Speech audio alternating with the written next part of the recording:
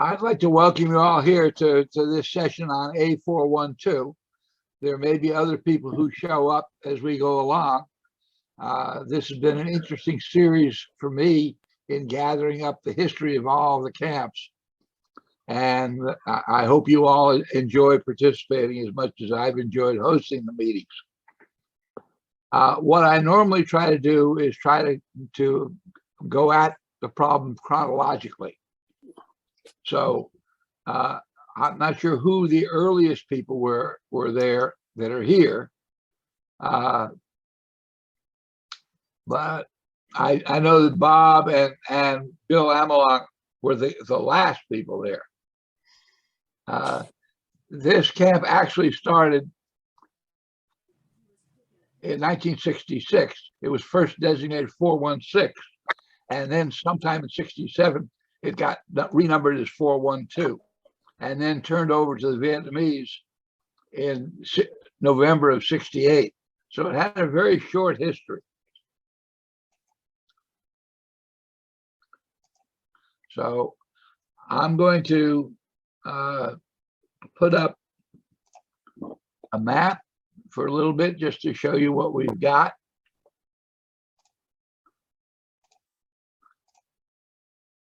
And here is the location of the camp. Four Corps is, as far as maps are concerned, to me, a really boring area. But there it is. And if you have any comment on that map, the map itself is on the website, and you can download it from the 412 page. I have went anywhere to the top of that map was free fire zone. Well, I have no idea how it got located exactly there. It doesn't seem to be a confluence of multiple canals, which is usually what. No, that canal went east and west, and down to the left down was Kai Kai, and I can't remember where Outback was from there, but we're all along that canal. Outback should have been down here to the right if that's where it was at. And then from there, you hit that intersection and you went on down, continuing, I guess, southward down towards Mi Phuc Tay. And from Kin Quan High, if you took the canal up, you went to the B team up there at Muckwal. No, you had to take a right angle. We didn't go too far, and I don't know if there's a canal right there. It was about a 20-minute run up to Muckwal. Yeah. I remember that canal coming down and just coming down to the main canal from Muckwal to the main canal. You took a left turn to get to King. It was right there.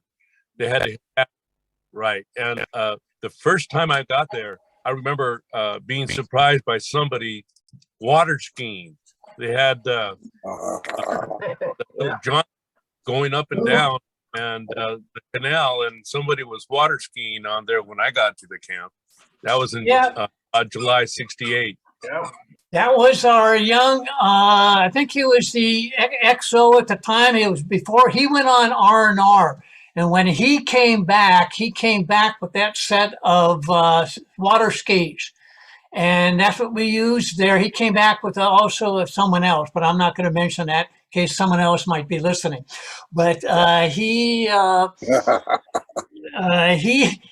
did that. We water skied with that using the Boston Whalers. And when he left to go home, he was going home to go get married. And I think we sort of got him quite intoxicated. And we covered him up with the little medicine bottle circles. I remember that. And sent him home with that. And we got the message back from the B team and then, of course, the C team. Don't you do that to our officers.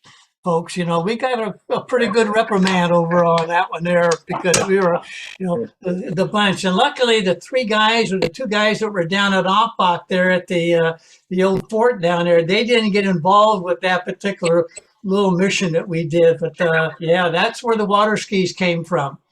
Yeah.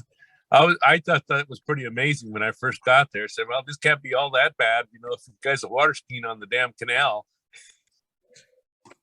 I was wrong. Yeah, it was a trick. You definitely wanted to make your turns or you hit that barbed wire on the side. And I can remember the one time the Indigs were coming up with their sampan. And next thing I know, here's these crazy Americans come down water skiing by them there and just about flooded the boat. Capsized it, and they raised their hand and gave us the, whatever, and away we went. Though it was a good time. We water skied at Oppach, and I have a movie of that. Do you? Oh, I missed that one there, Joe. Yeah, that out, that thing coming out of Muckwall. When I first got there, I came up from I came out, of course, in the Trang down. I got medevaced and finally got out of medevac and went to the Trang and said, well, where do you want to go? I said, well, I've been up in the mountains all this time. How about a little easier walking? Well, we'll send you down to Four Corps. So I ended up down to C Team, then up to Muckwall. And the day I got into Muckwall, the next morning, Sergeant Major says, well, your ride here down to the team is here. And the young buck sergeant, light weapons guy, picked me up, and he got his tail chewed from the sergeant major because he hadn't reported that he was coming up all by himself and didn't get the clearance. So when we got on the boat and was going back down, we ran out of water about halfway down. You know how that tide influence went. And next thing I know, we're both out of the boats like shades of the African Queen. I'm pulling and he's pushing, trying to get back to where we could get both back deep enough water to get back in there again. And I'm thinking, I came all the way here from up north just to get whacked down here on this thing because you couldn't see over the top of the embankments of the deal. And I said, who knows down here? And we finally got back in the boat and come down around and made that turn down there by the village. And sure enough, there's that old mud hut. And he said, here we are, boss. We got you. And I'll remember that, running out of that. And I tell people about that, how when the monsoons hit, how much water came up over the top of those canals had flooded that area. Now, Well, I still remember I when worried about running up and down that canal from Camp Muckwall when Steve Chavez and I were there by ourselves and had to go up for different things. And I'd be running up there in a boat by myself, and I worried about them dropping one of them big fish nets on me that they had that they dropped down in the water and always stuff. But does anybody remember when they used to burn the grass around the camp and the Vietnamese would get out there and start beating rats that came running out of there? Oh, yeah. That was a good one. Yeah, you bet, Bill. I laughed my ass off the first time I saw that. Lieutenant Chavez, can you see those pictures? Can't see it. Remember doing that? No, Can't. it's too small here, Bob. Yeah. Look, at this point, You and I, that was our one thing we had was an ice cream maker. Oh, okay. Is that Amelong? Do you remember? Yeah. We had a camp cat, and I think his name was Snuffy. I can't remember, but he was. I remember he would get up on that parachute above the A-team house there, and he'd be running around up on that parachute there. I don't know. I think they got him. You know how we got that parachute? No. Oh, when we were having an airdrop. One of the caribous were making an airdrop, and they lost power, and they came down and crashed right there on the outer wire, just off of the where you'd walk up to the deal. Yesterday. So when we were there, so I went out there, and of course, first thing it came down, and I'm on the radio calling the B team saying, I think we have an airplane down here. Anyway, So I went over and talked with the crew. They said, "Oh, you can take anything you want out of there." So I took that out of all of the lining of that thing, and that's what we used to make that ceiling there in the team house. Yeah. Was that. And then when they came down a couple of days later, they brought the crew in to recover the airplane, and out of the sky, here comes this that CH-50. What is it? 54, 57. The air helicopter. You know, the big flying crane, and they picked that airplane up. They wired it all up and got it out, and there was going back towards Saigon with that airplane with the caribou underneath it, and all the baby mama sons were telling the little kids, "Don't you behave? You pay of yourself, or that flying lotus is going to come pick you up and take you away for a long time thereafter." But that's how we got that canvas. Is I went in there and took all that stuff out of that airplane and rated it. You know. And that caribou was just splashed out just outside that whole side of the camp was a French minefield. Yeah. Remember, we only had a couple old papa signs that cut the grass. They knew where the mines were. Nobody else did. Yeah. That was.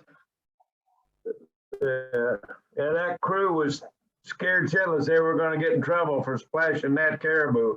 I said, by the time they get done picking on it, they won't know what made it crash. What does anyone know what happened to Lieutenant Perez? He was the camp Somebody commander. told me he died. I don't know. I got Doherty, wasn't it Doherty? Captain Doherty? No, I had Lieutenant Perez and Lieutenant Vina were there when I got there. Okay, Captain Doherty was there when I was there. When I came in, I think it was Captain Doherty, and he was there for a little bit longer. He was there when that big battle down there in Mifute where they got whooped on real bad, and we had sent one company airlifted in there, and we lost a whole bunch there. And the last thing he remembered was that night when he came back in, he took off against Muckwa's orders and took a company out trying to recover and intercept the escaping VC because they had a bunch of our POWs with them, and it didn't happen. But that was Captain Doherty. He was again. He left, and I'm trying to. Then about that time, Siegfried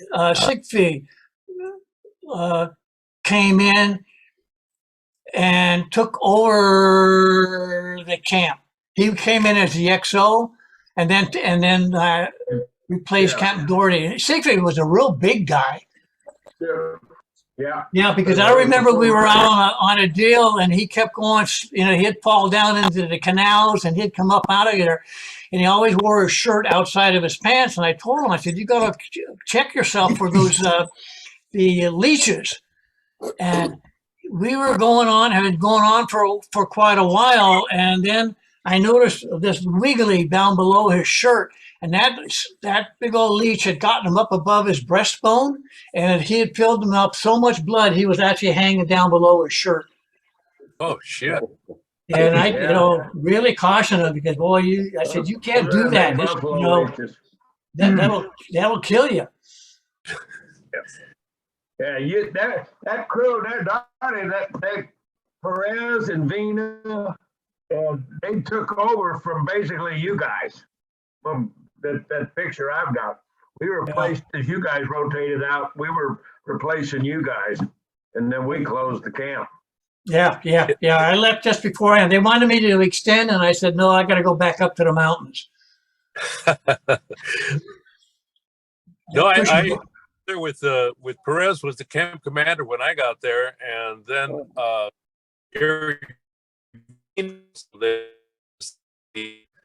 and I think Ambelong, you were there, and I can't remember who else, top of my head, but were you the medic? Had McCoon, No, I'm quite young. Farrington, SFC Like, he was intel. Sergeant Jackson too. I'm looking at Sergeant Jackson. I mean, Jackson's holding that picture. That's us. That's the picture. Yeah, that's the last top team. and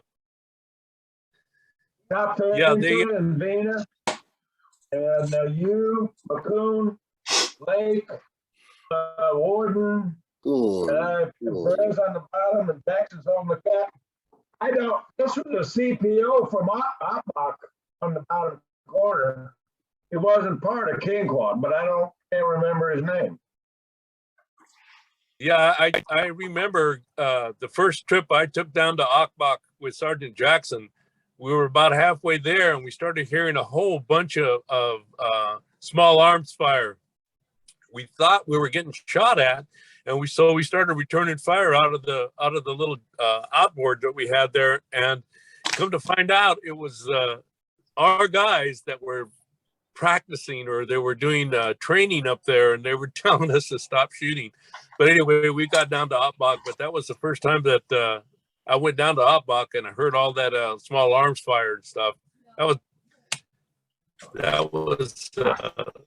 Was Oppach a subsector advisory element, or was just an FOB? It was an FOB. It Yeah. was an FOB. They had one of the old Chuhoy platoons down there. The Chuhoy platoon was based in that old French fort that was out there on the outskirts of town, and the crew lived in the house right there off the canal. Yeah, and they had a tower there, but there wasn't much there. No, Yeah, I was part of that crew. they had a pool hall. No, I said I was part of that crew down in Oppach. I was a medic on the team, and I was there from March 68 to October 68. And Perez was Okay. commanding officer. Yeah, they had a little clinic there. I think a medical clinic that they.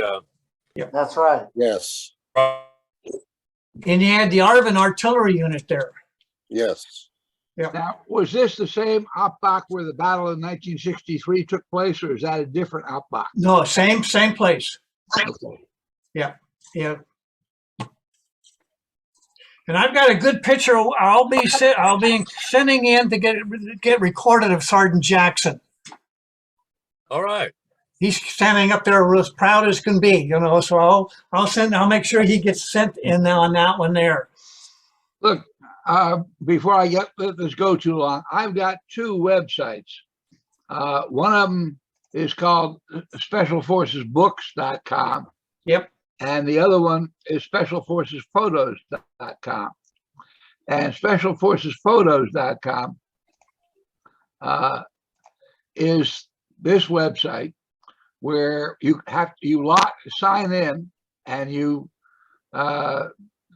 put your whole name, first name, middle initial, last name, because I get regularly, well, these are all good ones here, but I get regularly bots, like 10 a day, who are attacking that website. But if you come over here and you have a file and you want to put a file, once you're approved, you come here and say upload file, select an album, you go down here to find an album for your camp, and there's one for everybody. You go over there and then you upload the file. You can write a caption, do everything here. This is set up for you to be able to upload your pictures, and I don't have to do it for every one of your pictures because I couldn't possibly even try to do that. So do sign in on this, but use your whole name to sign in. So you have to make the file, Stephen, you have to put your pictures on a separate file, right? And then as a digital file, then you upload that file from your computer. all right. Well, I got signed up yesterday or the other day, and I got confirmation today that I'm on there now. So I'll get these 14 that I do have. I'll somehow get them loaded up, and then I'll get them on there posted for you guys. Okay, and use the captions. Get the captions in there because that's the most important thing. The other neat thing is that when you go there and look at somebody else's pictures, if you want to say, I'm the third guy from the left, you can add that to the caption. Okay. So this is a very useful file. Now, on the Special Forces Books.com, you know, you got the team stuff. You got a map of the camp you can download. If you go back to the home, let's say specialforcebooks.com. Let's just go over here. On this page, the home page, click on Four Corps, you get a list of the camps. And if you click on this, you can see the videos that I've done already. I-Corps is all finished. All the videos have been edited and they're all up there. In fact, so I-Corps are all done. The other ones are in various stages because the girl who's helping me with the videos is way behind. It's a hard job. She does a really good job, but all of I-Corps are done. They're really nice to look at. So you see Martha Ray there, Stephen? Yep. I can remember I had gone up to Saigon on the food run in that November just before Thanksgiving. So I had all the pallets of food ready to go, getting ready for the airplane. And Martha Ray, we were there at the camp there in Saigon, down 11 Duet Street. And she came in that night with her entourage, and boy, did we drink that night. Look, I'm probably going to have a special Zoom meeting where I'll invite everybody who had contact with Martha Ray.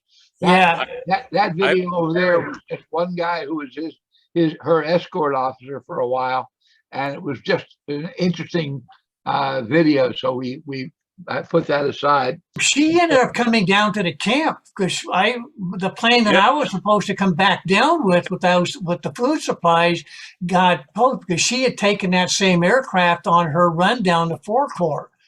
And by the time I got back down there, I understood that she had already been and gone. Yeah, she was there. I have a picture of her with the toilet seat around her face and the toilet seat around. She was holding up a toilet seat, looking through it. Yeah. I also on this website, you can get the Green Beret magazines, which I really recommend. If you don't have it, this is the yearbook of our tour in Vietnam. It's soft cover or hardcover versions. The hardcover, of course, is much more expensive, but the soft cover are really good to have. Yeah, guys, those are excellent books if you don't have it. And while I'm giving you an advertisement, please take note that Dick James, who's joined us, has got a very good four volume biographical set of his own book, and you might want to look into his link to it on the website. Hey, Stephen. Thank you for that, Steve. Hey, Stephen. Yes. Can you hear my audio? I can hear your audio, Ike. Oh, you know what I'm missing here? What? I'm missing names under the video because I'm having trouble recognizing people. I have put names under everybody's picture. I don't know why you're not seeing it. Is there anybody else who's not seeing a name under the picture? No. I'm not. Dick, Really? You're not seeing a name? I see your. Yeah, y'all got your names on it. We all got to see them. Okay, I got Amelong. Well, It was going down the list. Me. All right, now I'm seeing them. okay, Now, hold now on. they're gone. Hold on. Well, it's got to be you. Up on the top right-hand corner of the black box around the pictures, there's a word view. If you click on that word, underneath it has speaker, gallery, and immersive. Most people should have the gallery checked off, and that lets you see everybody at the same time. If you go to speaker view, you will have only one picture on the screen at a time, whoever's talking. Yep. But that gallery view has everybody, and it should have all your names on it because I edited it, put your names on it when you came on. I see it. So, and when we have the video, those names are being recorded on your pictures. All right, I got the names now, so I guess it's good to go. Now, Gary. Yeah. I got in just about the time you were telling the story about Kaplan and the little orange or the little glass suck 'em up. Oh, yeah. bulbs. Yep. Yeah, I've got a clear memory of that. Yeah.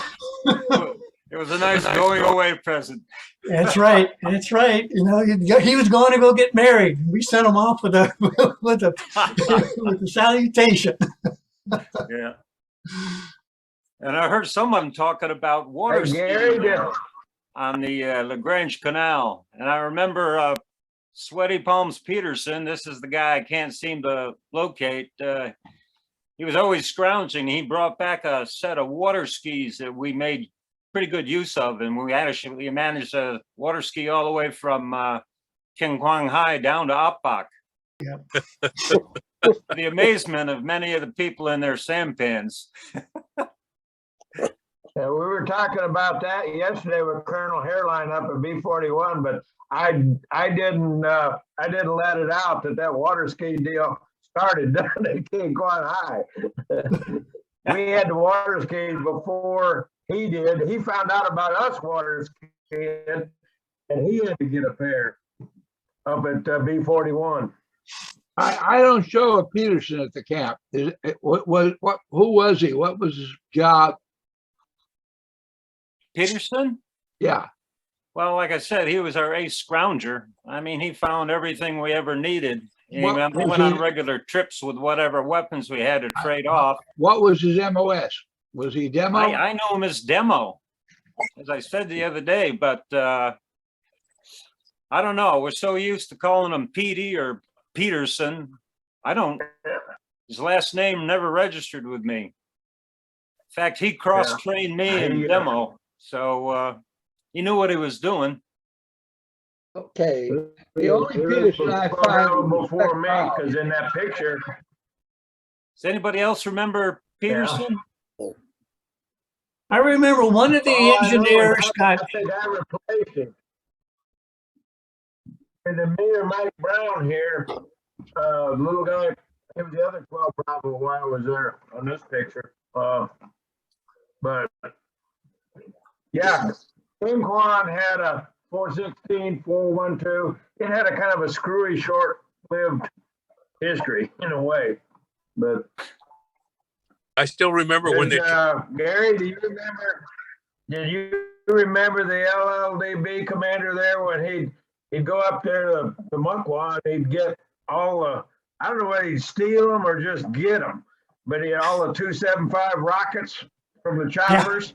Yeah. And he'd remember when they'd line them up on the south wall, 100 of them, and wire them all up. And off they would go downrange. Yeah. Well, that was me. Yeah. I started that.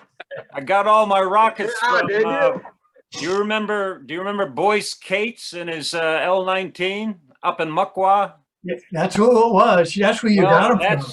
He's the guy I got permission. They had a whole shitload, a whole pile of those rockets off the side of the runway, and I said, "Can we take them?" And we loaded them up in the assault boat and brought them back home. Yeah, what that was is. And that's why I had to go back and forth because I was the only 12 Bravo for a while out there on the airfield where they stored the ammunition and the rockets and everything. The Vietnamese would get in there.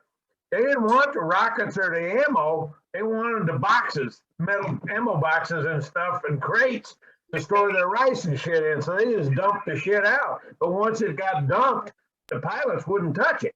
That's how you ended up. It was free. If you wanted it, go do it. And but I can remember a few nights when they I don't know, 50 or 100 of them go south. But that was all free fire zone below us there. Out of B41, the looked like the Florida you're breaking up, section Bob. that came out of Muckwa down. Remember those? I didn't catch it all. My connection's terrible. Yeah, they had a section of airboats that were coming out of B-41 up at Yep. in Muckwaw in the monsoon season. Well, they came out of 404, but they were yeah, that was Chico Fernandez. And they banked over at A-402 at the other side of the runway. In fact, Steve, I've got a picture somewhere here. We were talking yesterday when Chico got shot on the runway. I've actually got a picture of him and Mouse, his Chinese gunner, when we were sitting at having a beer at the NCO club there in the club there at B-41. When he got the call, they got to get over to the riot at 402. And that was the date. That was the last picture. It was before he was shot. Wasn't that the Rangers there, and I don't know who else, the cam boats that were there at B-41? There was a fire. No, it was the airboat Cambodian nuns got into it with the A-402 Vietnamese did, and started raising hell and shooting each other. And Chico went out there.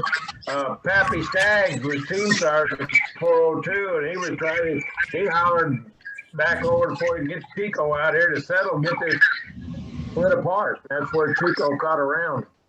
Bob, you've been awful quiet here. Let's get you in here before your squeak catches. Oh, no. Bob, No, please. no, this is now very interesting to me. You got to add to it too. You were one of the earlier ones there. You put me in the corner and I wasn't sure what the high-pitched noise was, so I turned off my pacemaker. Never mind. No, I can't figure where the noise is. I've been playing with my electric ears and I'm not getting feedback, so I don't know. Right now, you're coming in very, very loud. There's a little bit of screeching here. But why don't you, while you're online, why don't you tell us a little bit about your time there? My time? Right. It was very short. I got medevaced out to, I think I was there a month. And everything after that kind of went blank. I vaguely remember going to a hospital, I think in Downtown. And then I went to Saigon, somewhere up there. Stayed in the hospital for about 30 days, got pumped full of morphine, and everything was a real blank. I don't remember much of anything. I don't even remember you guys. I'm sorry. Bob, you were at Kashina compound in Yokohama from about middle August until you left for the States. Okay, I don't remember. Like I say, they kept me pumped up on morphine for over 30 days until they sent me to Japan. I was with you. You were? Yes. Cropper took care of you at the camp when the explosion occurred. I was there with you, as well as a MILFAP medic, and I think one other guy. So 5 of us were actually injured in that explosion, which was just simply an accident. I don't remember that. I mean, I remember the explosion, and anything after that kind of went blank. Well, it was Willie Peter.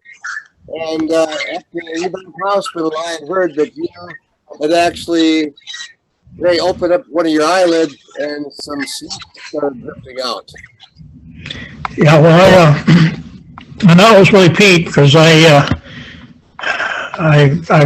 had severe burns. I know that, and like I say, I think I woke up in where they medevaced me to, and I thought I remember the bed catching on fire because I spit some of it out, but yeah, okay. And next thing I know, I was in, I think in 90th Evac Hospital, and I stayed there for like a month, and like I said, I only got pumped up with morphine 4 times a day, and no debridement. I didn't get any real treatment until I got to burn unit 106 in Kushini in Japan. What, you were only there for about a month at the camp. Tell us a bit about the camp at that time. I don't remember much about the camp, honestly. It's just, a camp was a camp. I think we went on a couple operations. I remember one operation where we had, I think, 10 companies online at night op, trying to get them all back into a loggerhead. Saving grace was a bird dog because he was giving us radio relay, and that convinced me when I got back to the States, if I couldn't get back to where I wanted to go to flight school. So I went to flight school, went back over, flew for a year. But I don't remember much of the camp. The day I got hurt, injured, everything just kind of went blank. Joe knows more about it than I do. You were very badly hurt. I had a couple, three third-degree burns. One on my leg. They said that it wouldn't heal in the tropics, so they sent me to Casino. That's why I was there, and that's why I have an absence from from the first part of August until end of October. Joe, what happened? Where did the WP come from? What was the We incident? had a very large demo pit, which we were getting rid of some stuff. So, hey, come on, typical SF downtime. Let's do something besides going out there. And so we went out to the east, and a couple of the demo guys were blowing up old ammo that had expired. So here's this 1HE round got blown up. Then afterwards we saw some smoke coming out of the pit. Well, a bit of stupidity ensued, and we all came over and looked over the edge, and that's what had happened. That cleared up a lot of my mind because I don't recall a whole lot of anything happening. Yeah. At the time, the camp commander was Calhoun, Forrest Calhoun, Skip. And I'm actually in contact with him on Facebook. I don't know who I don't have a demo man there at that time.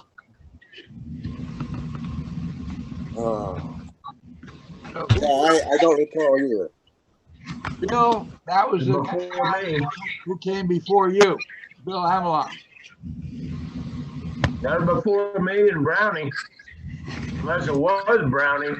Well, He was Brown, there Brown a couple months before me. but he left before you got there, I think.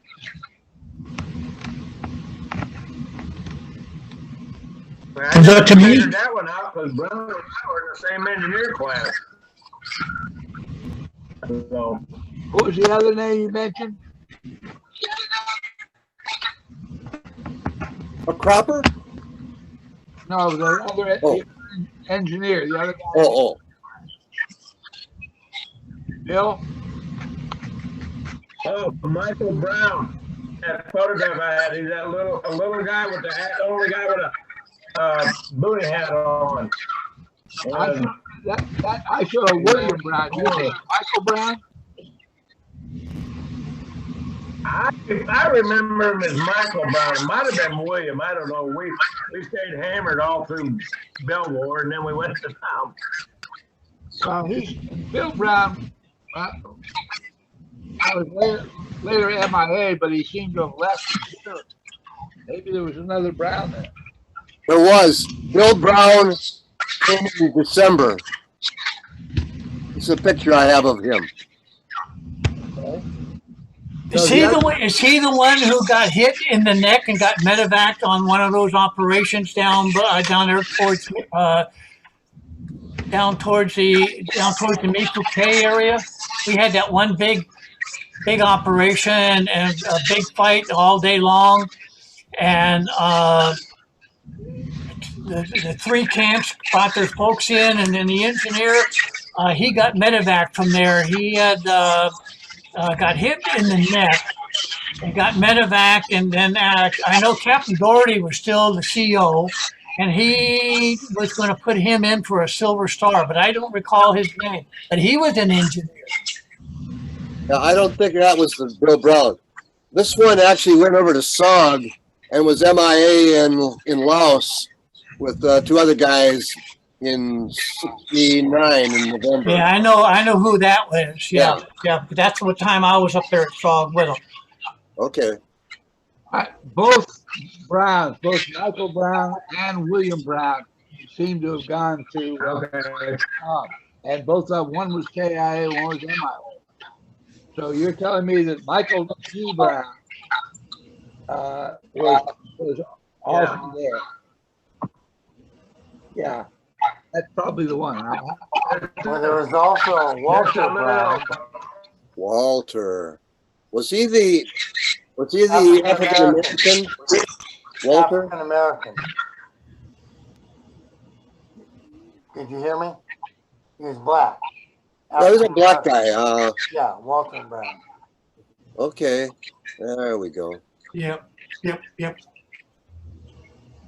was a wonderful guy. Who put the picture up of the guy holding the puppy? That's me, Joe. Okay. Joe, can you see this picture? This is that puppy. He stayed there for camp, and then when I stayed there for rebuild everything when it was finished to there. When I left, I took her with me and up to B41, and I was rebuilding the wall up there, and we get mortared about every third night. And she used to sleep back by my hooch, but she would sleep on top of the defensive wall. And she caught an 82 round up there. And Sanders was the medic, and he worked on her for 3 hours. He didn't want to lose her. She was the best backdoor alarm system we had on the back of B41 up there.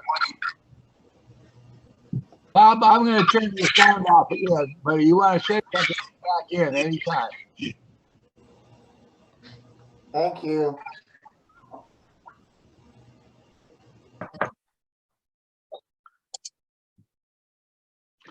All right.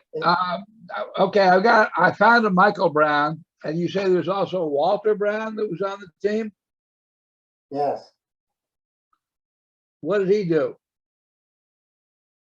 I don't remember what his MOS was. Probably weapons. Okay, there's Walter L. Brown, sometime in '68. And that's Yep. That's him. Excuse me here for a minute. Keep on talking. Hey, John Blevins, when were you there? John? I was there for a short time in '68, March through about June. Your name looks familiar, yeah. Did we used to go on operation? Yeah, you were there. What's that? So the only names I recognize, John, you were just Amelon. I've got a picture of Copper here. I'll try to show.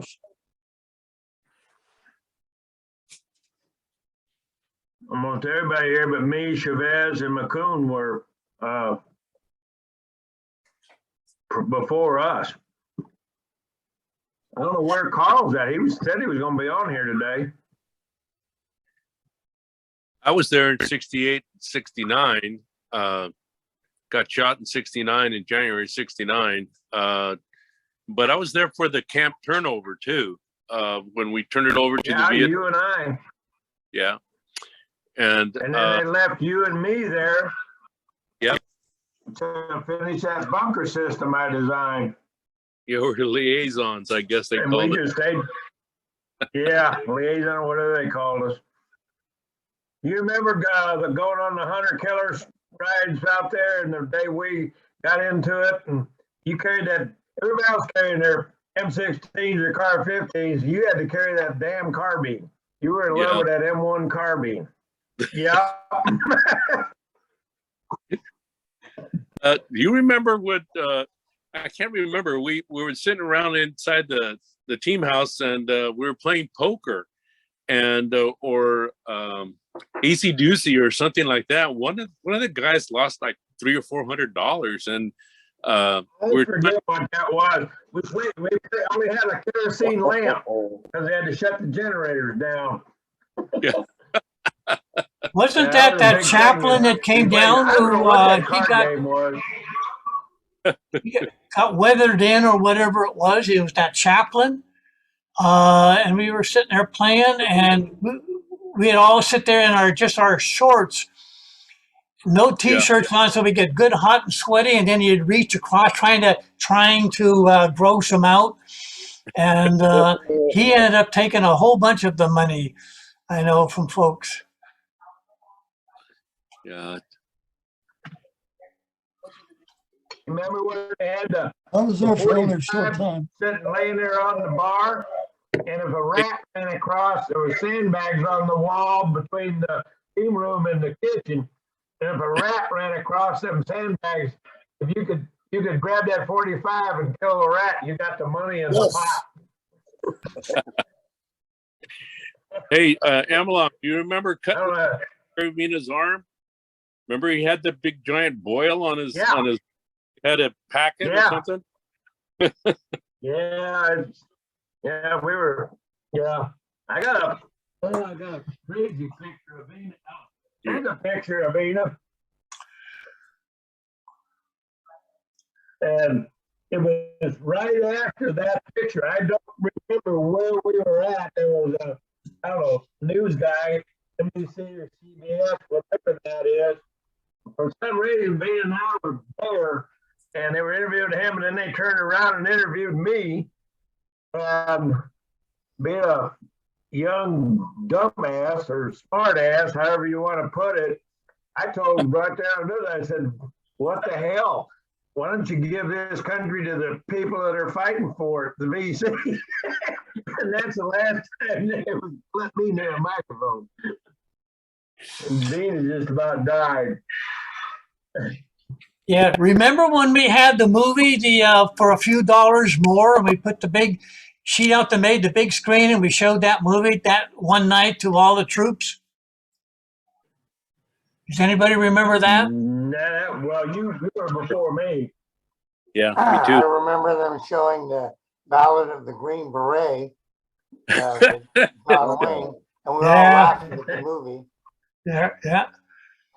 Yeah, we did the one with the for a few dollars more, the old Clint Eastwood deal, and boy, the troops got all fired up over that one. They were ready to go. Rightfully so. It's a great film.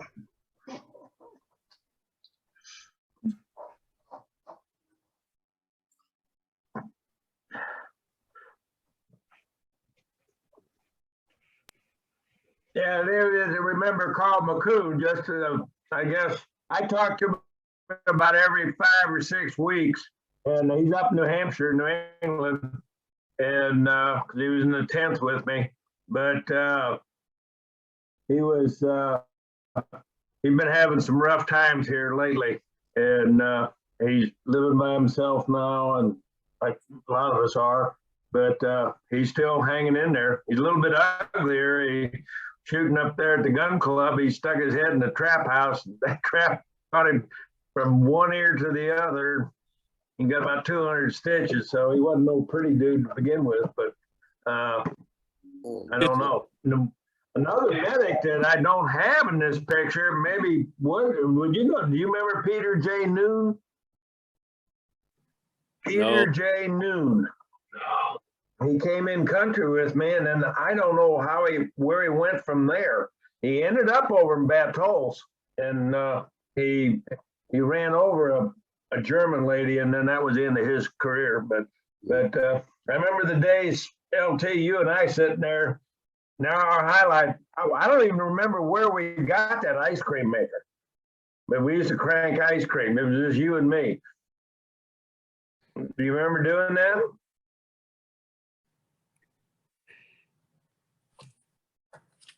Did you go to the 10th after you left country, Amelon?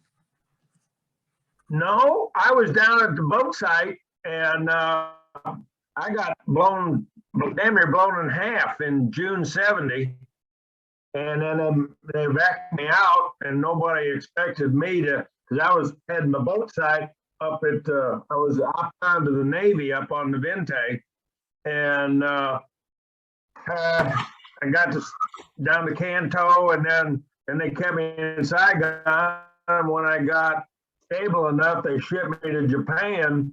And back then, if you were in bad shape, they shipped you to the nearest military hospital to take care of you. And that, for me, that was the Great Lakes Naval Hospital. So I was just ended up being out of touch with the Army side of the fence for almost, I was up there for almost 18 months getting put back together.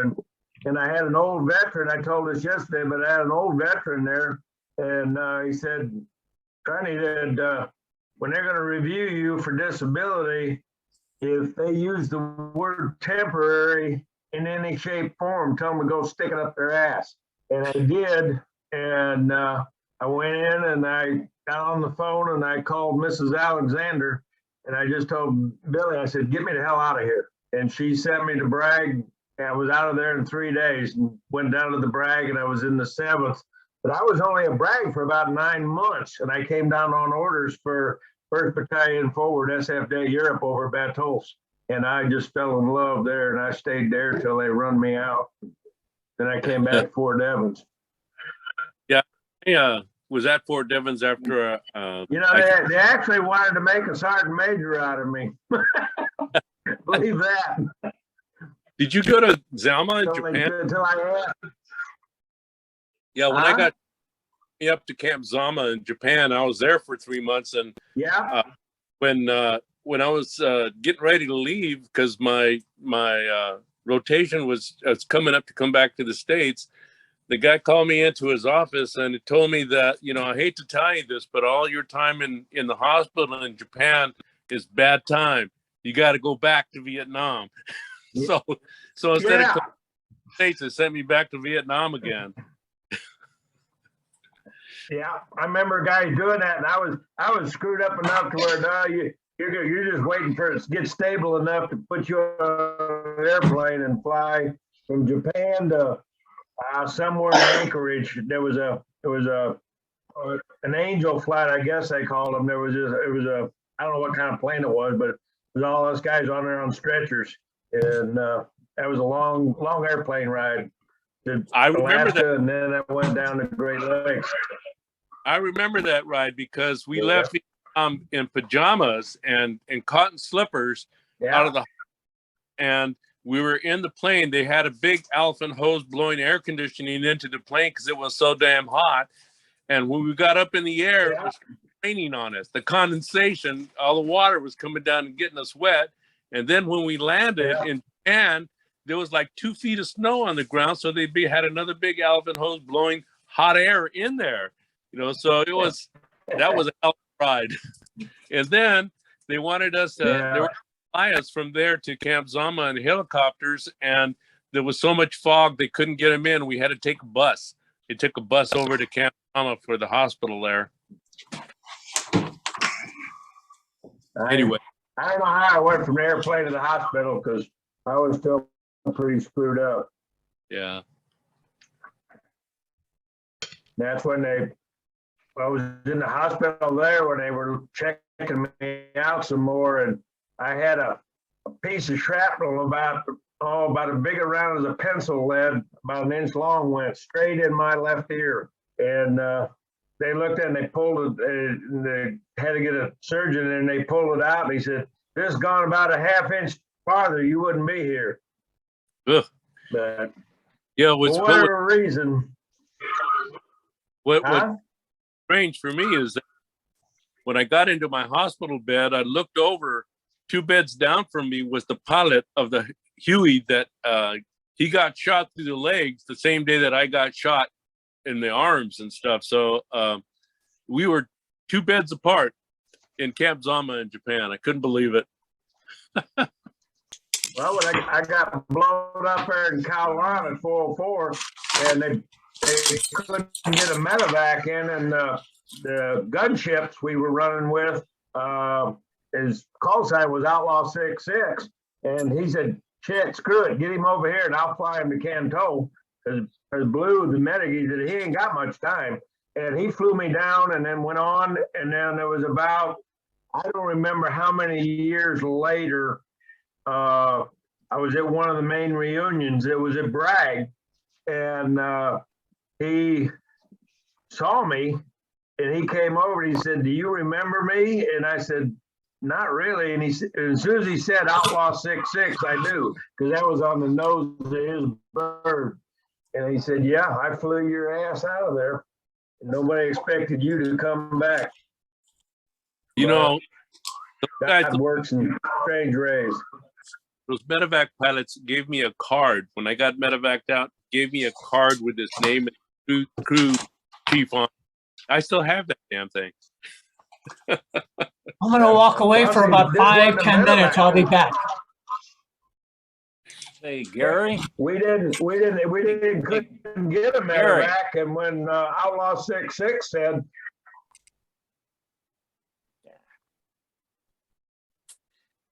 I think one of the problems here for me is the only one I overlapped with there on King Quan would have been Gary here, Gary Gerhardt. "Yeah, Gary, you were before me and Chavez and that. We were. I didn't get there till September, late August, early September '68, and Yeah. then we closed the camp out. And Right. I had designed as an ambitious engineer, because the berms were so crappy. I designed a big defensive bunker system for the camp. Right, And they were prefabbing them down in Canto, and then they'd sling them up to me, and then we'd dig them in one at a time, and they connected all the way around the camp. And they wouldn't let me, they made a special, I'm gonna be an advisor to the camp, and then they couldn't leave me alone, so they left Lieutenant Chavez there with me. And we stayed there till it was done. Yeah, so I'll be right back, guys. I gotta go take care of quick little business out here at my. Okay, All right, Gary. Yeah, Bill, I left in August of '67, so I Oh, think yeah, that was that's a year why before I got there. our paths didn't cross. But Joe, I'm not sure. That accident that injured Bob over here, Clayton. Now Yes, that was out just outside the gate, right? correct. Yeah. See, I heard about that after the fact. I think from Larry. Met him down in Camp Goodman on my way out. Okay. So all that stuff must have happened then. it was August 3rd of '67. Yes, yes. All right. So I was when I came in, Marichek was in charge. And that Okay. was in Man, Marichek. that was August of '66. And then after him came Dirty Mike Doherty, Milton. And those are the two COs that I had. So, and as far as the demo goes, the mystery man Peterson here is really bothering me because, like I said, he cross-trained me in basic demo. And after that 16 weeks of flood up to our necks in water, all of that shit in the 81 pit was, you couldn't trust it. Same thing for the 4 deuce. So what he developed this method, and we put 2 81s, 1 4 deuce together with a quarter stick of C4 on a short fuse, loaded them up in the salt boat. And we were going down the canal and touching them off and dropping them in. And it would lift that canal entirely off the feet. And the villagers, the locals loved it because there was more fish to be had than you can imagine from the concussion, Yeah, I wish I could make that connection back to Peterson, or as we call them, Sweaty Palms Peterson. So, Nobody fits the bill. Look, let me change the subject slightly here. This is one of the earlier camps that was converted to Vietnamese Special Forces. And at the time that you were there, almost all the time you were there was Lieutenant Giang, who was the Vietnamese SF commander. oh yeah, Dai Hui John, I know him. Yeah. Captain. He used to drive us crazy in the 4 deuce pit when we were doing some drill or whatever. he'd always step in, readjust things for whatever reason and say, safety factor. Yeah, I don't know what, didn't know what the hell he was talking about. Was Still did it after you were gone. Except I lived in the remember the little room right outside the kitchen was an 81 pit. And there was a little hole in the wall back there. And when I signed in, Brandon took me in and introduced me to guys. He took me out the kitchen door and he said, "That's your hoot in there." And he said, "Oh, by the way, this is your 81 mortar." And I told him, I said, "I'm a demo man. I don't know hardly shit." And he said, "You better learn quick." And, I learned quick. I had a lot of elbow room because everything south of camp, you had a lot of leeway. Because that was all free fire zone, everything south of the canal. I couldn't believe the short time I was there, we made enough combat assaults, chopper assaults, American in the lead chopper, American in the tail, and everybody cram in the other three. And I didn't get it till I was in the Navy hospital up there, but it's hard to believe we made enough airborne assault missions to get an air medal. I said, how the hell did I get an air medal? Because I just got on, went, got shot up. One thing I remember about it all was, T. Chavez, he loved that M1 carbine. Oh, by the way, I spoke to Larry Parks this morning. Thanks for the phone number there, Steve. And he said he would like to have made the Zoom meeting, but he had to go to physical therapy. So he says hi.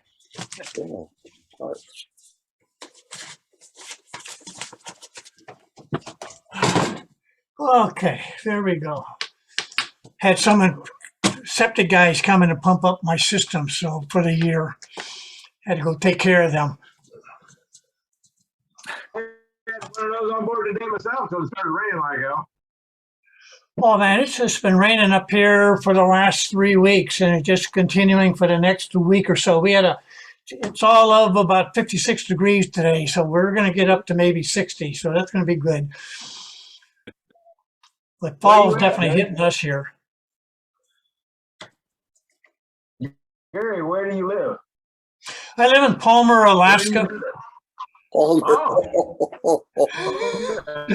Yeah, I live on one of the original farmsteads. We built this house in 89 and moved in March of 1990. It was 20 below that one February where I couldn't get siding in because it was freezing up all of the nail gun, the hoses. So but it's there. Yeah, we've had snow on the mountains already here, so it's typical.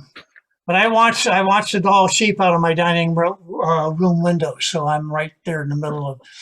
And I get moose in the yard and fox, and there's black bear and brown bear around the corner on the other side, and goats on the back side of the mountain. So pretty good, pretty good. Yeah. Well, the place has got bigger mosquitoes than Vietnam. I went to Alaska. I said, my God. Yeah. Yeah, good times. Yeah. Remember going up there. I think we had a helicopter. We went up and did a whole bunch of jumps one day out there in that field. Big meadow, yeah. That was a crazy, that was a good camp. I mean, it was a small bunch. What was nice about it, I think we could just all let our hair down because the only way you could get in was by boat or helicopter. And so anybody was going to come in, we knew ahead of time so we could get shaved and cleaned up a little bit. And, little mama San, she was always cooking. Little baby San was taking care of the house. And then, what was the interpreter? I'm trying to remember the interpreter's name. There's a picture of him, I think. Yeah, that's him. Yeah, that's him. Yep. Yep. Yep. I got a Yeah. picture too. Yeah. Good kid. LT, do you remember what we used to do for entertainment with the rats? Oh, yeah. We take the 12 gauge shells, pour the buckshot out, and pack them full of rice. And if a rat would run around the compound, you'd just be chasing him, trying to shoot him in the ass with rice. And I don't remember the Savannah, you remember, I was doing that one day and I was chasing the rat and I went right out the front gate and I forget what colonel or somebody was walking in as I was doing that. He looked at me like, what the hell? I just walked into. I quietly disappeared. Yeah. I have a picture of me with some of the VNs here. You recognize Baxi Tung? Oh, yeah. Yep. Yeah. There we go. Yep. Boat driver. The one guy I think is another interpreter. Yeah, that's good. That's that. I've got a picture, if I can find it. Remember the real tall. He stood about 6 foot tall. You mean Lurch? I don't know whether Lurch. Huh? His name was Lurch. Yeah. Yeah. He used to always stand on one leg. And when he was lining the troops up, getting ready to board the choppers. He never went, but he was in charge of them. Steve, Yes, I thank you very much for getting me in on this. And I wish I could have got in on it in the beginning. But I'm going to have to terminate now. okay. Well, we're happy to have you here. I wish you had been there yesterday, though. I do too. And I tell you what, you're a great guy, and all them people you have coming in there are great ones also. You could tell them from me that I tell you what, I love them all. Well, SF was a good bunch of people, and that's why Right. it's worth keeping these Absolutely. associations up. And I'm going to stay in touch with you. Keep it up. You take care of yourself. You too. All right, sir. I wanted to thank you. Yeah, remember this, Robert. We were just young and dumb, but we wrote the book on this shit. Hard way. Well, I think probably I helped you write it. There wasn't nothing before us. Well, guys, I think I'm going to sign off too. I appreciate you getting us together again and saying hello to everybody, and stay well. Yep. Same here. Stay well yourself, LT. Bye now. Bye-bye. Yeah.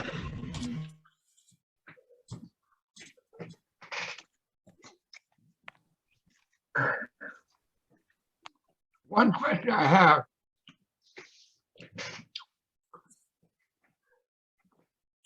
And Steve, when we do these pictures, before you and I leave, with these pictures, do you want them sent in one at a time when we post them there, or just on a sort of as a group? You have to load, you can load multiple pictures, but they come up individually. Okay, all right, sounds good. And I'll make sure, I'll put whatever notations that I can remember on them, and we'll go from there. So I've got at least 14 that'll be coming towards you here before too awfully long. Okay, very good. Look, about our bot, there doesn't seem to be any overstrength on your roster. So you just had a 12-man team or a 14-man team. 14. And you manned Outback out of that team. Is that correct? Yes, Yes, they had 3 Yeah. down there. right.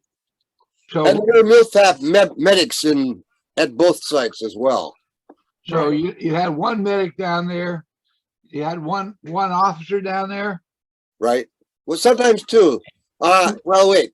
No, there was a psych ops guy at Outback also. Yeah, didn't he go on one of the trips? He was getting ready to leave. He got they got hit by the VC going up on the main river, going back up to Muckwa, and they decapitated him. Talking I know about they did Stanley. before some you- Coupe guys. Are you talking about Stanley Baker? Yeah, I think so, Ike. Yeah, I was down in Oppach that evening when they called him from the B team, and I said, "What are you doing?" "Well, I'm getting ready to go up to the B team," and it says it's getting awful close to dark. It's a bad idea. Yeah. And Hmm. he and a Chuhoy and I guess a couple of other people that he was involved in went up the river, and that was it. Yeah, that was it for them. Yeah, I remember I that. didn't know that. Yeah. Yeah, if you'd make that run up the canal to Muckwa when the tide was down, but you can still run it. Hell, the banks were 6 foot tall above you. You never knew what was coming at you. And I remember doing that a lot, and I just, oh, well, if I get there, I get there. And I just always remember the big fish nets they had on them big poles. I said, they could drop one of them nets on this boat. Screwed. Baker was a second lieutenant at the time. Yeah, that would be right, I think. Yeah. But he didn't seem to have any particular training or duties other than just being another butter bar out there. Well, he was working with local government in there. I know that. Mhm. Okay, but this is not somebody from B-57 got Project Gamma or somebody else. This was an SF guy who got assigned to Outback just because they needed another lieutenant. Yeah, I guess. Yeah. I don't know. Yeah, he was part of that whole group of guys, within that program there that they were running to win the hearts and the minds of the locals. Now, he's a capo officer, civil affairs psyops officer, but that was just an MOS. It was not an assignment to a subunit of special forces. He was assigned to the team and nobody else. During November, December of '67, we had a young butter bar attached to us or assigned to us. And one of the things to do at Outback was to toss a guy into the canal. So I and the MILFAP medic grabbed him by the arms and the legs. He said, "Put me down, that's an order," and you know where he went. And the problem at the time was that the floods were coming down out of Cambodia. I don't know how many knots the stream was going, but it was going fast. And this little sucker could not swim in the Mekong Delta. So I had to jump in and get him, and he didn't last very long. I think he was there another week or two. And didn't you guys go down to that little rough puff camp down between you and me, Fuktay, a lot, Yeah, we did that once, I remember. Yeah. Yeah, that was with the, I think that was with the Chuhoy, with Mui, reputed to be the best preparer of dog in the Delta. Yeah. How about a guy named Heinz Roche, who was there from about January of '68 to June of '68? And he was a lieutenant as well. Anybody recall him? Oh boy. What was the name again? Heinz, H-I-E-N-Z, Roche, R-O-E-S-C-H. I don't remember him. Okay. He used to be after my time. What time was the time you tossed the lieutenant into the canal? What It was sometime in, I would say December. Of '67? Yeah. Well, Dyer was the first lieutenant. He was out there at Outback. I remember him. And Reitzman preceded him. Okay. And Roche was in between. But Roche may have been the XO, but I don't know about that. He was killed later, or he died in a hospital later.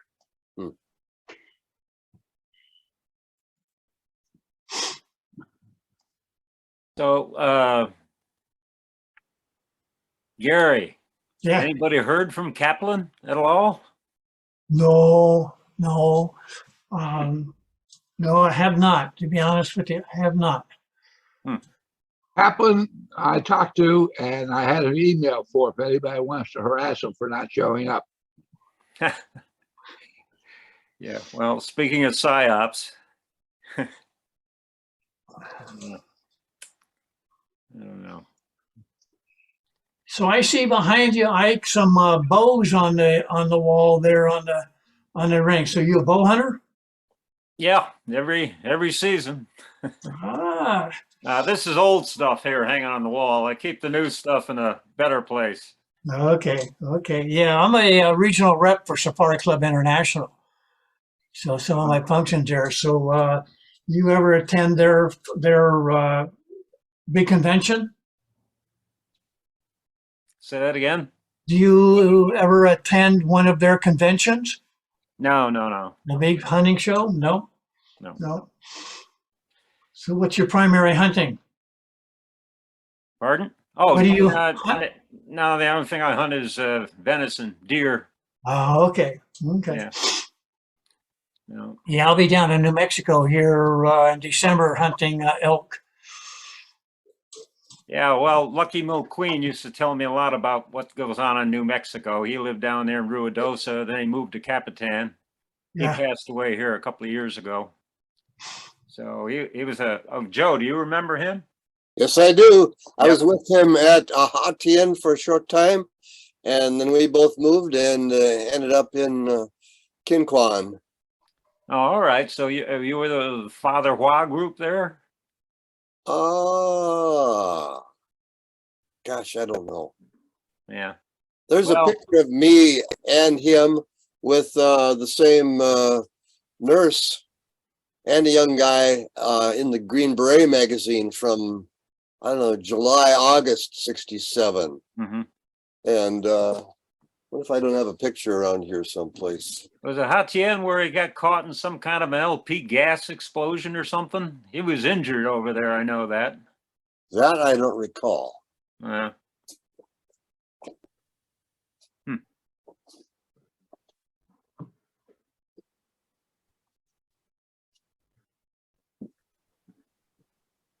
I'm gonna check out. Stephen, thanks for all your efforts with this. I was looking at my computer and my first email from you is 2003. So you've been at this a long time and you pulled it off. So thanks for your work. It's been a lot of fun doing it.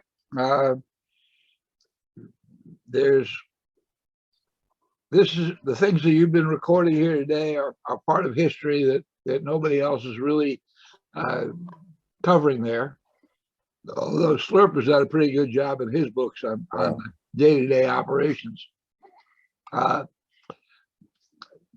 One of the things that has come up of this series is we're successful a couple of times in getting LNs to join us.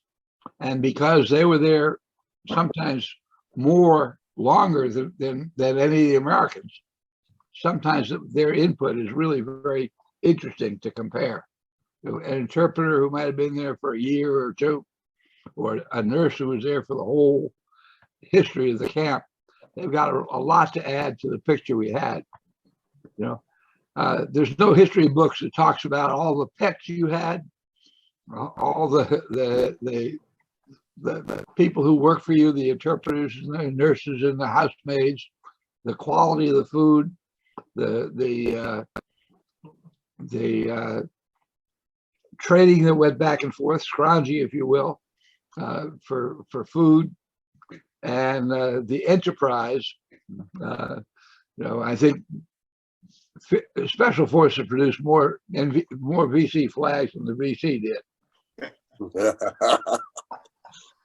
Yeah, Stephen, I think Joe will probably remember this year when we used to, at the camp there, you drank the water and the water was so full of alum that your glass would just be a cloudy mix. And we finally got that diatomaceous earth filtering system put in there. By God, what a difference that made, you know. But you took a shower and it just felt like you were still in the river, you know, from all the alum that was in that water. So that was one of the big pluses of the you know, that was one of the major events I think for the cabin that was to the best. That's very interesting because I hadn't heard that before. Oh yeah, yeah. The water was. I mean, Oh, it was nasty. Nasty. They had big 5 million gallon rubber tanks. Yeah, up above the opposite the water tower. We got that up there above the column shack. You know, Up That thing with never the flooded. That's where we had It it. come straight down. Yeah. Yeah, then we were taking those 55, emptied the 55 fuel drums, and we cut the tops off with the C4 cable or the net cord. And we were using to refill that berm on that one side, the mortar side. You know, rebuilt that, rebuilt the helicopter pad doing that. A lot of guys that made you. Yeah, that was one of the extra chores we could do in our spare time, you know. I have a story about C4 and Outback. Apparently the French or the US, before some US aid or something like that, built a number of water storage units. Very large. I don't know how many gallon they were, but we decided to get rid of them. So the demo guys got the C4 out, cut quarter-inch strips, went all the way around the bottom of this one, and they set the blasting cap and the fuse igniter, pulled this thing off, and boom, and this bottom goes whirling up into the air, out of sight. We're talking about something 8 feet across, 64 square feet of steel going way up into the air, never seen again. Just like a giant frisbee. Do you ever see where it came down? We have no idea where it came down, where it went, which direction. It went out of sight. You guys were talking about nasty water. When I was in Vinja, that was A-422, we had what we called a catfish latrine that was over the canal. We called it a catfish latrine because we'd shit into the canal and the catfish would eat it. And I kind of considered it a circle of life because after the catfish would eat it, the people would catch the catfish and eat the catfish, and that would go through a circle.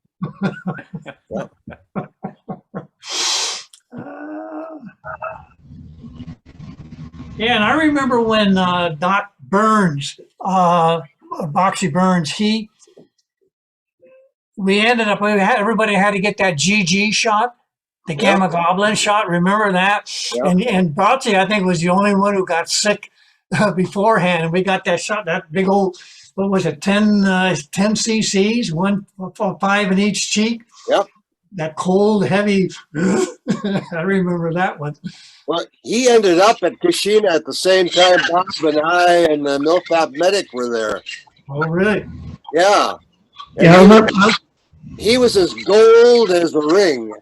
Oh, yeah. Yeah, I remember him showing up, and I guess he had malaria. Well, that was it. Okay. That was Burns. Yeah. Xavier. You want NES or RNAS? Xavier? Yes. Yep. Yeah, okay. Yeah.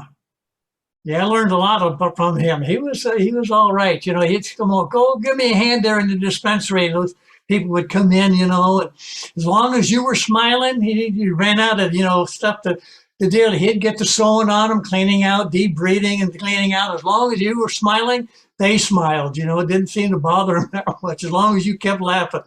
Oh yeah. And he said, well, while we're in here, let me show you this. And so he'd go a little bit deeper and a little bit longer. So where it might have been a 2 or 3 inch, and he ended up with about a 5-inch scar there, you know, afterwards by the time he got finished demonstrating his medical skill.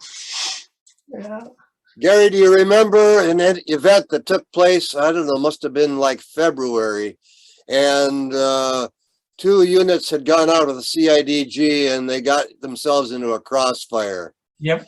That night, Zave and I were working on a young guy had gotten hit in the sagittal sinus, and we taught his little brother to give him mouth to mouth while the 2 of us did various things, injecting, I don't know how many cc's of adrenaline right into this guy's heart. We did that.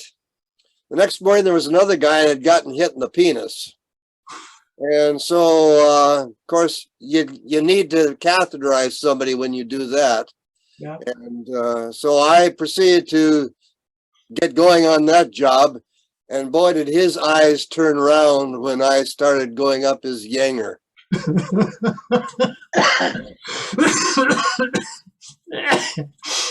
Yeah, they were funny about things like that, you know. Yeah. So, yeah. Yeah. By the way, none of you guys know me. I was on detachment A-412 when it was Kai. Oh, I got there in February of 1966 and spent a year and a half in Vietnam, starting at Kai.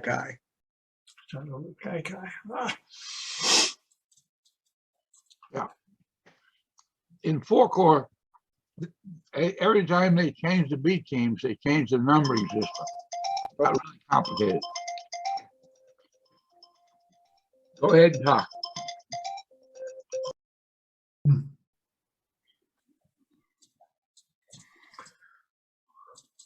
Let's see who else. Say, Gary, Yes, sir. did you come in from Panama?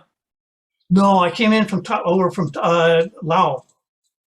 Okay. All right. I don't know where I got that thought. No. Yeah, no, came the other direction, the other side of the fence. No, never did get down to Panama. Never did. Whoop. Whoop. What happened?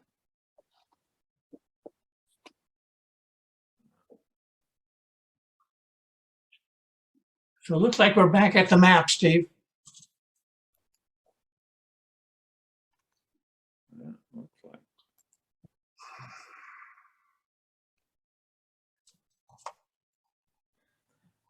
Oh, you know, I was looking at a recent map on Google Earth or something. You know, they turned the camp at King Kwang High into a Special Forces museum. That's what it's labeled as. Really? Yeah. So it's not recognizable from the air exactly the way it was, but it's the same location. And I can't think of any other kind of museum they'd have there, but that's what they have. So. Appak is now named Tantan. What's it now? Tanthan or something like that. Yeah. Huh. All right. You wouldn't recognize it. Yeah, I fell off the bridge down there at Appak.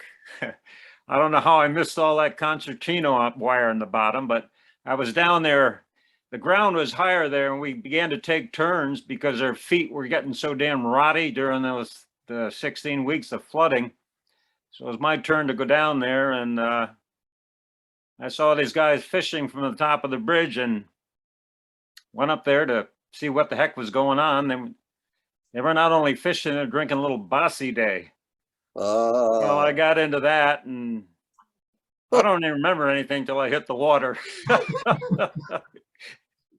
And I swam back to shore, and I don't know, some Vias helped drag me out, and then they got a hold of, I forget who the officer was down there at Appak at the time.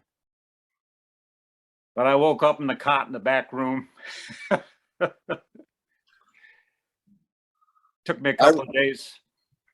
I remember straight shots of Bossy Day with a bunch of CIDG over at a Waha celebration. Oh, yeah. They had to bring me back. I was totally out of it. Ended up in the shower in my own barf. God.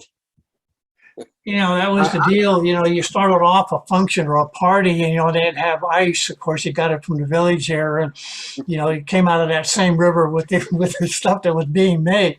As soon as they ran out of the ice and as soon as they ran out of the Coke or the mixer, it just went a bottle of this and a bottle of that went into the drink, you know, and then you make those toasts. And of course, you know, you had the 4 companies and the 2 scout platoons. And, you know, by the time they had 1 drink, you had 3 or 4, you know, and it was easy to get, you know, the only thing I couldn't stand was those little bloopers, those eggs, you know, you know, and to this day, I still can't even, I'll get sick just thinking about those guys, you know, but yeah, that was a mess. That's called balut, Yeah. Yeah. fertilized egg. Yeah. Everything else you could tolerate. That my stomach couldn't hold that down. From this map, which should be relatively contemporaneous, I'd say about 1969. All those little dots along the canal, I presume, are private houses, buildings, you know, shacks, but there's no, even though there's names over here, there's no formal village organization that I see on the map. Am I seeing this right, or am I misinterpreting something? There were 3 hamlets called Nanyin, just like what you see just to the west of A-412 there, but they were between Apbach and Kinquan. Yeah. Yeah. So yeah, those were that little village right there. Yeah. That's a collection of buildings then. Correct. Yeah. And then maybe some more densely populated area over here. But this along here is just what I see, just individual houses fronting on the canals. Mm-hmm. Okay. There was a clinic of some sort, a Vietnamese clinic that was run by the Vietnamese about halfway between Apbach and Kinquan. It was on the north side of the canal. Okay. You said Apbach was to the west or to the east? East. Okay. East. Yeah. The name Nan Yen that you see on the map, the hamlets were actually between, though. So I think there was a lot of name changing going on, especially with the, you know, how the Vietnamese government was moving people around.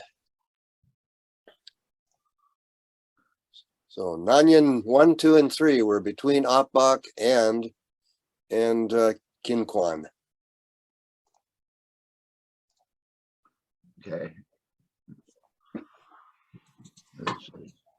All right, here's the number 1.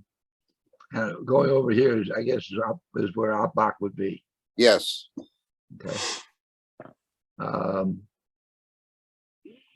Okay.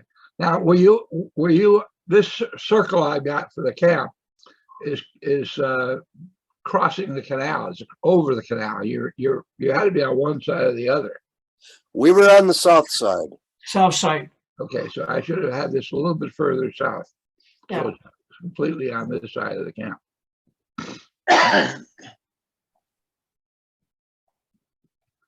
Okay.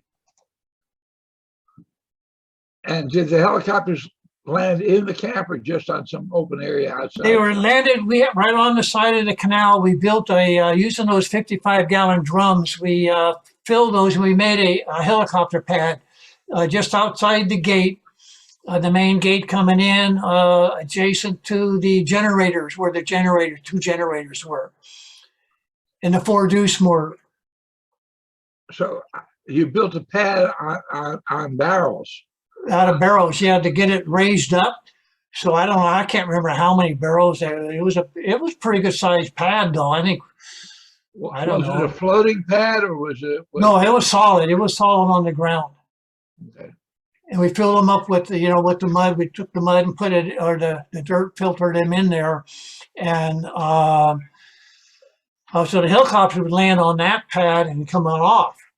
For everything else, so if we didn't get a resupply by the helicopters, you got resupplied by an airdrop. And we had that old 3/4 ton pickup, and we'd run up all of 100 yards of road that we had there. If it was 100 yards, and we'd use it. So we would recover the supplies, recover the parachutes, and then we would put them in the truck and bring them back into the camp itself. And that was our transportation. But the barrels came from the, excuse me, from the diesel for running the generators. So we had a 5 kW and a 10 kW that supplied the power for the camp during the daytime. And at nighttime, I forget what time we would shut them off, and that'd be it. Yeah. They also powered our freezers. The fruit, After a chow run, we'd have all this steak from the back doors of all these mess halls around Saigon and other places. And then maybe a week or so into the month, the generators would kill. Yeah, and you had to hurry up and eat the frozen stuff because after that. After that, it was sea ration hamburger, rice, and cream style corn. Yeah, whatever Mama San could cook up, And her famous cakes, she never could have the yeast, and so she never, they were solid cakes. They never had that full, right? Yeah, they were filled. I think you forgot the corned beef hash in those 5-pound cans. Yes, that's Did right. you have those? Yeah. Yeah. Cook knew 100 ways to prepare it. All taste the same. Oh, yeah. Yeah, that it was. Joe? Yes. You're a little bit, Joe Dye. Yeah. You're about a day late for 411. And so was Bob Kipper, who showed up here this morning earlier from your original team. That was there? Yeah. You hear me? I hear you. I don't see you, but I hear you. Well, that's okay. It's Joe Dye, and I just a couple of things to say. Art Bear was on, and I was listening, and I took the camp over from a guy named Rogan, was over there, TDY from the first, and he's the guy who built the camp.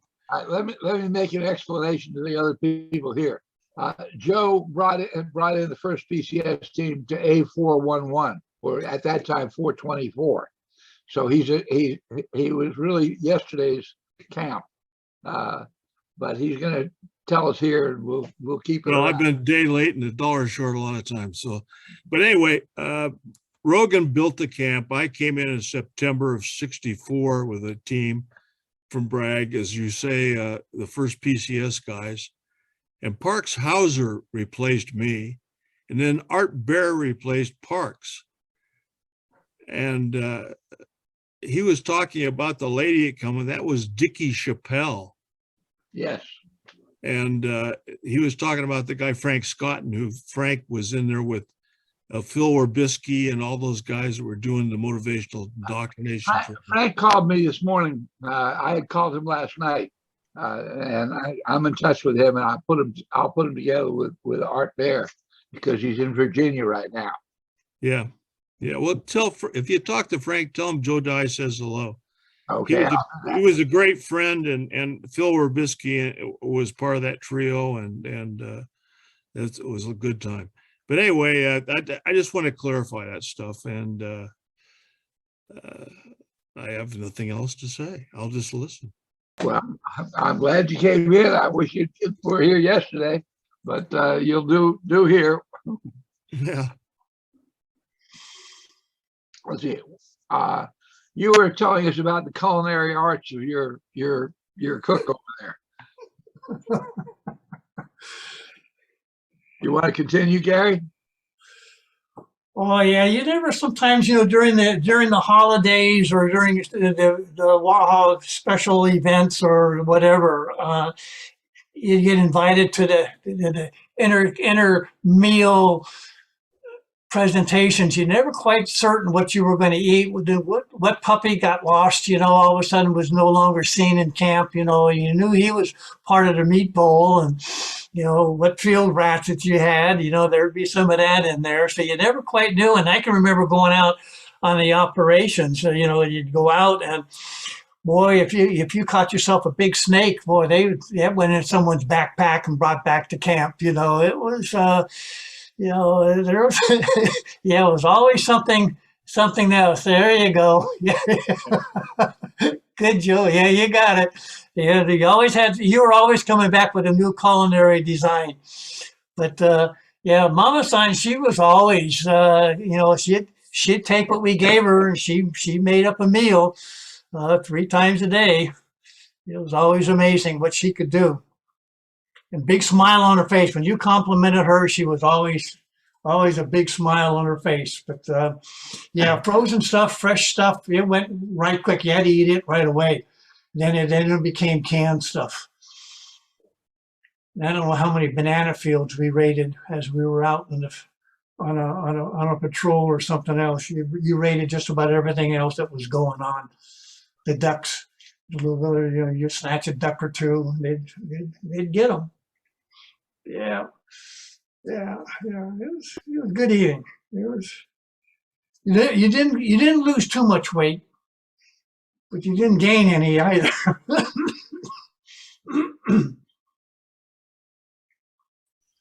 I had tropical sprue when I got back, and so I spent 10 days in the VA up here at Fargo. But of course, I don't have much on me even now, but back then I came back at 119 pounds. So I actually was sick, I guess you could say.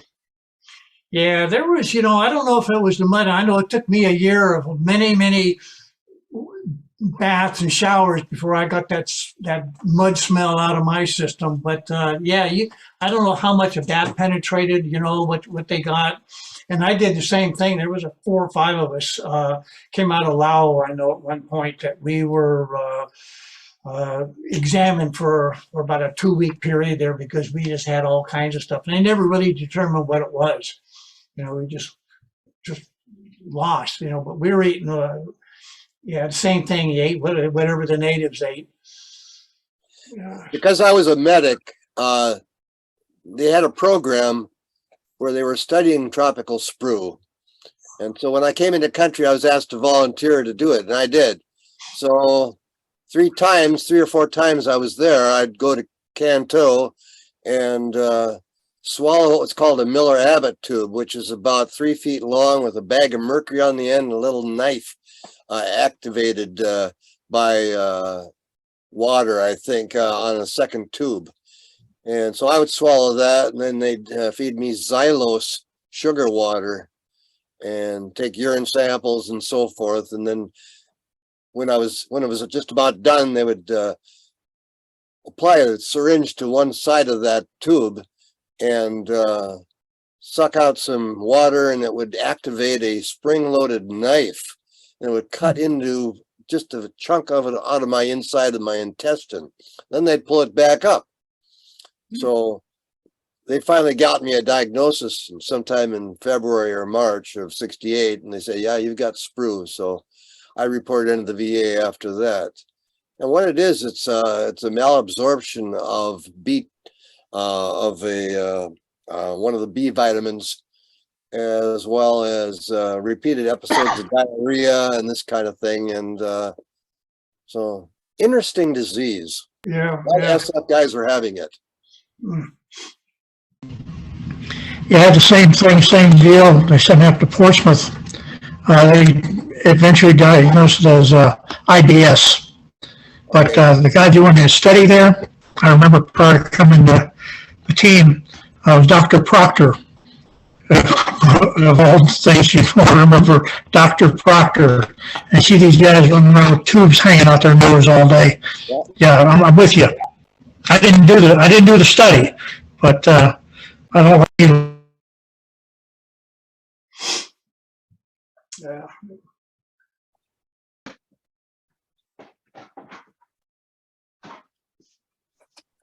Nasty stuff.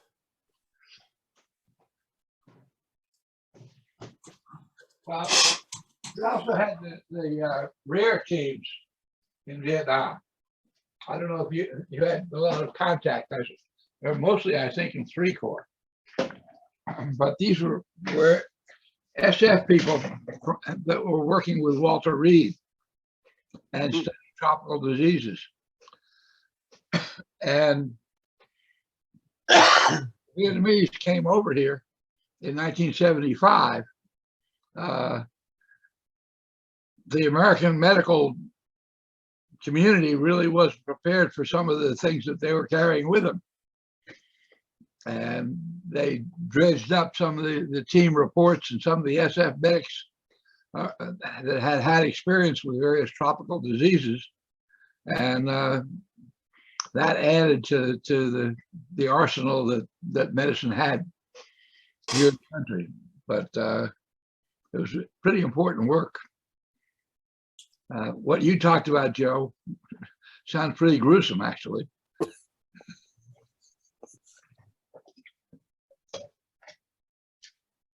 Well, after I came back, I mean, I know I'm all among friends here and everything, but yeah, I didn't have a normal bowel movement for about a year after I got back.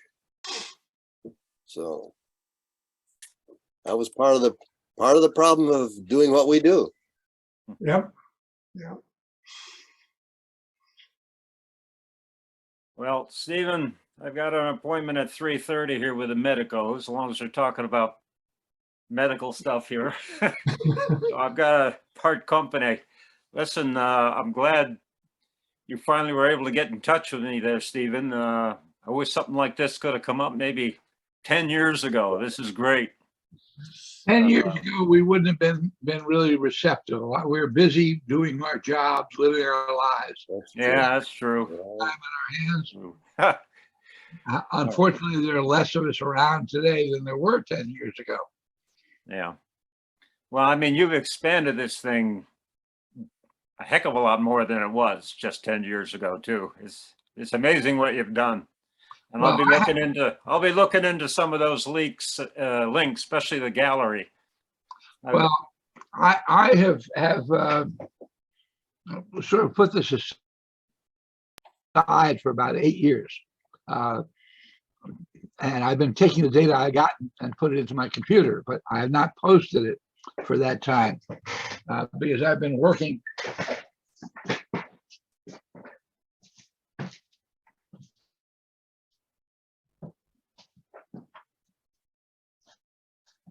As the editor of a series of 14 books. This is, 73, the year of the water buffalo, 74, year of the tiger, and the year of the cat. So these are books that I edited. I usually wrote one article in each book, but I had a lot of other people helping me out. It took us about 8 years to complete the set. And it's not meant to be a history of the year, but to cover important subjects that are overlooked in the normal history of the Vietnam War, or the second Indochina War, because you don't limit ourselves to Vietnam. So it's a really interesting set, but it took me 8 years away from the SF project to do it. Of course, as the editor, I chose the things that were going to be put into these books. So there's probably a lot more emphasis on special forces than you would find in any other history of the Vietnam War. But one of the things that I see as a big problem, I see this now more than ever before, is we came back and we were shunted off to the side. We accepted that. We went off and went on our own. People who stayed in the service at least had a community of people that they stayed in touch with. But those of us that didn't were off by ourselves and we were silenced. And as a result, our history was written by somebody else who didn't know anything about what happened. And in fact, had a vested interest in telling it in the wrong way. Unfortunately, that's left us in a big problem today with what our country has come to hate ourselves. Hold on a minute here.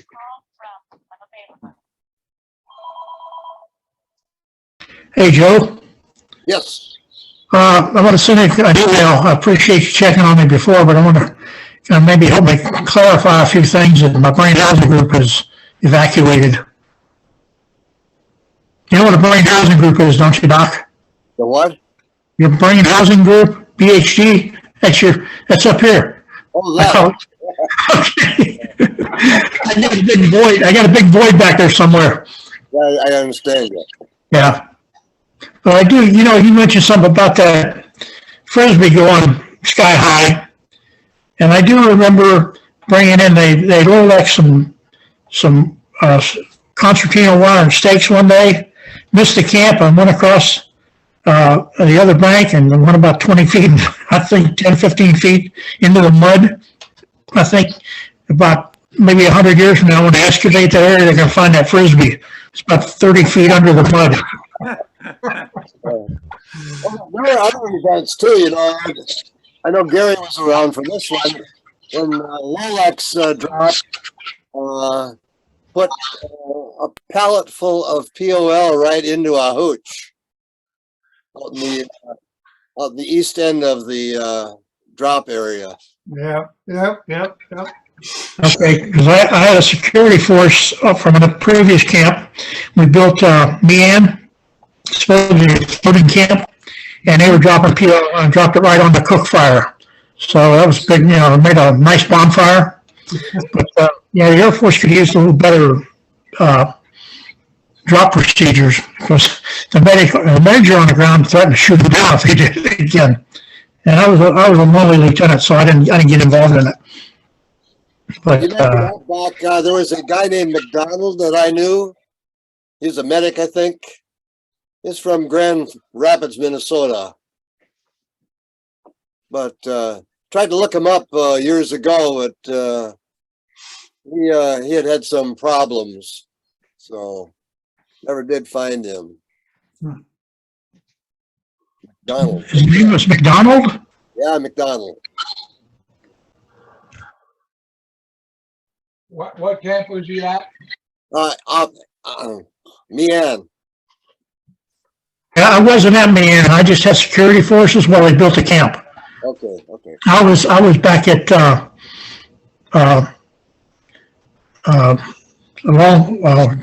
it. Meeting we had a couple weeks ago. I can't remember the camp, but it was over on the other side. Yeah. Okay.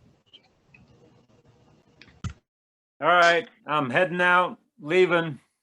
Stephen, thanks again, guys. Good to meet you. Some of you for the first time. Yeah. So we'll leave it at that. And Stephen, are you going to make a YouTube of this one? There will be video. I may not hurry up to get it done. Oh, that's okay. Just asking. All right. Thanks. The girl there who's helping me edit is way behind. All right. So that's a bit of a problem. Before you leave, let me make one other notation. In my signature block, It's a pleasure seeing everybody. We're all getting closer. As my son said, when I lost my last sort of relative, he said, "Dad, you're just getting closer to the top." So, I'm completing in my 80th year on this planet here this week. And so I'm looking forward to at least another 10 years before I sort of hit the rocking chair is what my plan is. So it's good to see everybody is still alive and kicking as long as we can. As I was saying, that on my signature block, you will see a website called vdfhmag.org. And that website has so far 6 free downloadable magazines. And Like this one here was what other outcome was there? And what we do is we discuss all the turning points in the Vietnam War where somebody could have done something other than what they actually did do. Yeah. And here the latest magazine is particularly special to me. It's called Deeds Unsung, coming from a quote from a Roman poet whose name I forget here. Pindar, and it said, heroes die when their deeds go unsung. But this particular one, I think if you got a bunch of grandchildren, all of us have got grandchildren, will find it interesting because this is a comic book, at least what we call the comic book. This is a graphic novel. And I'm very proud of this. I'm here trying to figure out how I can get the American Legion to adopt it. I'd give it to them to adopt it and just pass it out, make 1,000,002 copies and pass it out to every post in the United States to pass out locally. But, the only problem is if I go to them with a half-assed suggestion, they're not going to buy it. They say no, and they're not going to think about it. So I got to figure out how I'm going to approach it. But that comic book is intended for people who aren't going to read books about Vietnam, who aren't going to understand what we know about it, and who have been miseducated by the system today. And those same forces seem to be miseducating everybody today too. Well, that's the problem. They used the Vietnam War. They used their opposition to it.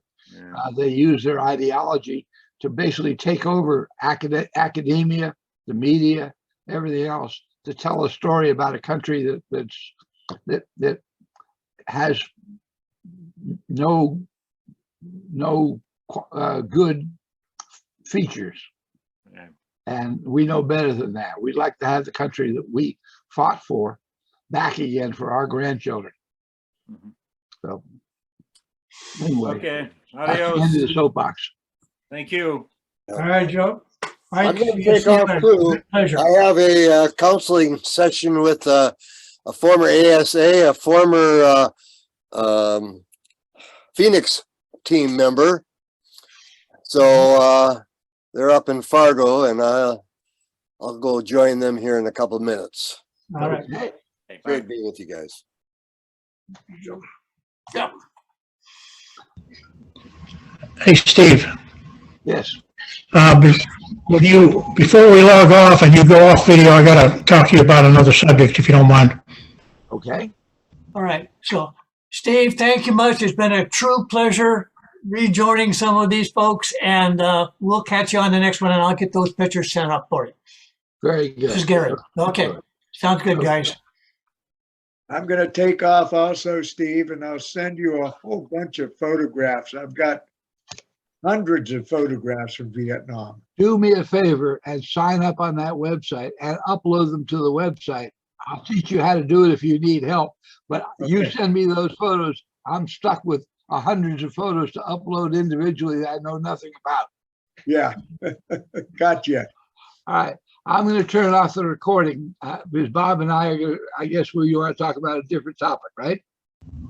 Yeah, I was going to ask you, did you get that sort of after-action report I sent you on the